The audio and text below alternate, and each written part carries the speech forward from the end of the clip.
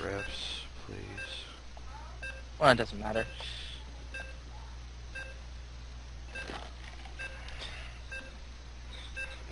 Okay. So we are going to be moving on. Let's check out about these guys. This is Master versus Master, Zerg versus Terran. Alright, I'll introduce this time. We have in the bottom left, we have the Green Zerg, FTaCtPsycho. And in the top right, we have eLiTeLegend, the Teal Terran. Yeah, Teal Terran. Cayenne Terran. Cayenne Teal. I mean, I know it's actually a little old school to be calling it teal because in Brood War that's Brood War, that was the color, it was teal. But I think in StarCraft 2 they're calling it cayenne now. It's not teal, it's just an offset of teal. So You know, and just one little fact of mine, a player shouldn't be able to be green. I really have a problem with that. I don't know why they won't fix that, because if all your own units show up in green, unless you choose to switch that... No, it's a darker green, though.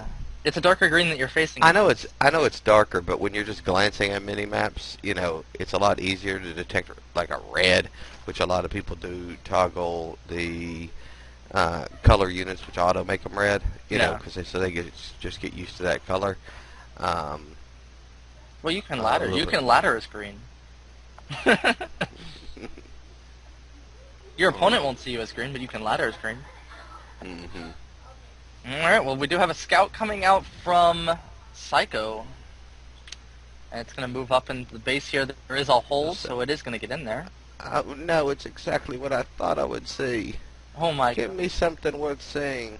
But that does go ahead and reassure him that, you know... He does actually do the timing on that gas, which is pretty big. And then... but, you know, there's so many transitions for if and why you take that gas there. Some people just like to get Marauders going fast, you know. Right. Now, it does look like we have a 15-16, 15 pool 16 hatch that did come out of Psycho here. It actually was a 14 hatch. Was it a 14 hatch? I was watching the timing, yeah. He laid it right when the scout came in, which was actually good, you know, just double checking that you're not being proxy barracks, you know. Right. Don't see it that often, but it does still happen from time to time. If you forget about cheese long enough, then it will burn you. Right, right. So, and we have got a SCV shield riding right in front of the first Marine. These Marines are already set. If you click those barracks, you will see they are rallying across the map straight at that natural. And here we go. He is going for the proxy bunker here. I mean, the proxy bunker here, which is going to be quite difficult at this point. Waiting for those queens to get up. As long as he can keep that worker alive, which he's got to come back and fight to do. If he can keep the worker alive. More drones are being pulled for this. He needs to put those drones to good use. He needs to kill those. He needs to kill that SCV, and he needs to kill those Marines. Those Marines are on the run here. Even if that bunker goes up, if he is able to keep the Marines from getting into the bunker, that's all he needs. There's another Marine on the way, and it looks like, nice pull there. The Lings are going to go in, and they are going to stop that Marine from getting in. This bunker looks like it's probably going to go down to the Lings. He was able to salvage it. That was actually a very nice play. If you saw, he was repairing the bunker with the SCV while he was trying to salvage, just so he can get that, keep it from dying, so he can salvage it. And meanwhile, we have Reactor Hellion coming out of eLiTeLegend. Yeah, and interesting there is that while those workers were pulled and moving in, they were not focusing that SCV well. That should not have finished off. Ended up not mattering in the long run because he wasn't to, but a cancel, you know, he actually technically ended up costing Elite a little bit more money. Hellions are going to run into these Lings, and 3 of them are going to die, and it looks like the other one's going to be chased down. So that is actually not bad, losing 1 Marine and killing off 4 Lings for eLiTeLegend. Now that we are up to 4, we're switching over, and we're going to start. Is he going to blue flame, or is he going to tank next? As he's switching over to get that the reactor onto the barracks for the double marines. Factory's not doing anything quite yet. We're going to see, is he going, see what happens at the 150 mark. If he, well, he definitely does not have his second gas, so we are going to see siege tanks coming out of this factory. That second gas is something that's very important. If you're going to go for blue flame Hellion, then you're probably going to go mech. But it looks like this is not going to be a mech play. This is looking like a marine tank. Probably a push at about 11 minutes is probably what we're going to see out of this, as the expansion is going down here. And FTaCT, I'm just going to call him Psycho.